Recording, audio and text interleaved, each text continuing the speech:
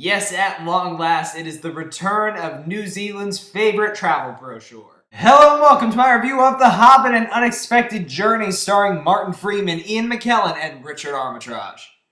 For all two of you who live under a rock in Madagascar somewhere, The Hobbit is a prequel to the highly successful Lord of the Rings trilogy that centers on Bilbo Baggins, played by Martin Freeman, who's the uncle of the original series' protagonist, Frodo Baggins. It takes place when he's a young man and he's enlisted by a group of dwarves and Gandalf the Grey, played by Ian McKellen, to go to this mountain where the dwarves used to live and steal all the dwarves' gold back from this evil dragon who's taken all the gold and the fortress for himself.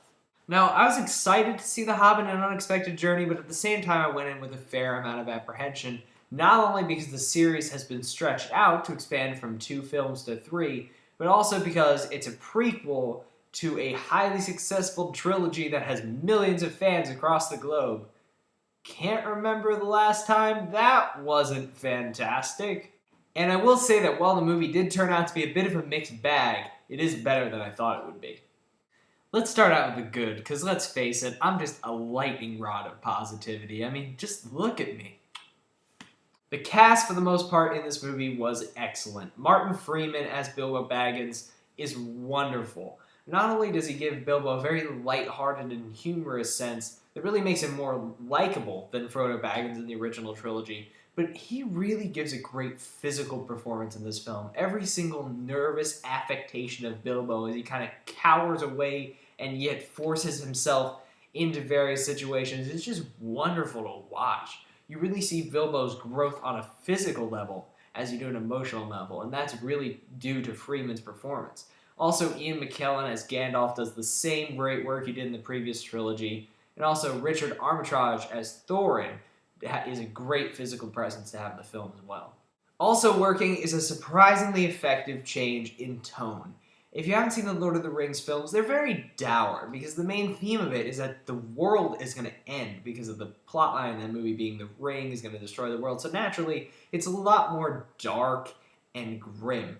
This movie, there are stakes, but at the same time, it's a fun adventure. Peter Jackson and his cast of miscellaneous dwarves and Martin Freeman really play that up for a lot of lighthearted comedy. And when you see it in the trailer, you're not sure it's going to work, but it actually really works in this film because not only do the actors who play these dwarves just have such fantastic comedic timing, but the movie puts you in all these different scenarios where it really allows all these great characters to be funny and act like themselves without having the movie feel like it's forcing comedy in there. And it makes the film a lot more fun to watch. Also, as you might expect, while not mind-blowing, the action set pieces in this film for the most part work great, because not only are they blending that lighthearted tone that I was talking about, but also just are really creative and really well filmed. But let me tell you something, folks, this movie is flawed. There are a few kinks in the horseshoe, there are a few dents in the ring, the belt buckle. I really didn't enjoy about the first third of this movie, which would be fine if it was a shorter film, but actually this is a 2-hour and 48-minute movie, so that's about 1 hour and 10 minutes. It just takes a while for the characters to click, and some of the setup just feels incredibly drawn out. I get that you have to have it, but at the same time, it just takes a long time for everything to really get going and feel right. Once it does, it's better, but at the same time, it's just not so great.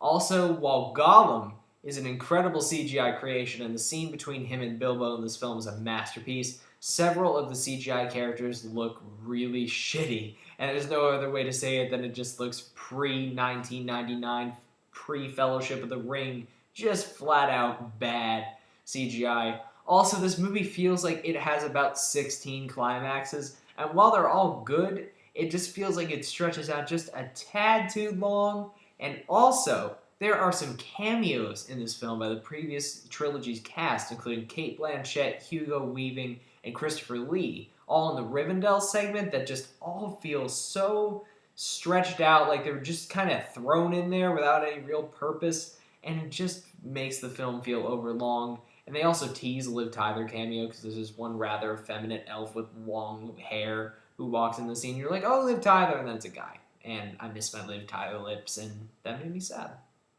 Overall, while The Hobbit, An Unexpected Journey certainly does get off to a slow start and is a decidedly mixed bag all the way through, its fun new tone and wonderful cast of characters do win out in the end, And while it does feel like a prologue for two much better films to come, it still is a fun movie in its own right, and I give it 3 stars out of 4. And before you ask, I didn't even see this thing in 48 frames per second. I'm not messing with that. I don't want to comment on it. It's a disgrace to filmmaking. I've seen it before. It looks terrible, and I wanted to give you guys a review of the movie and not the format.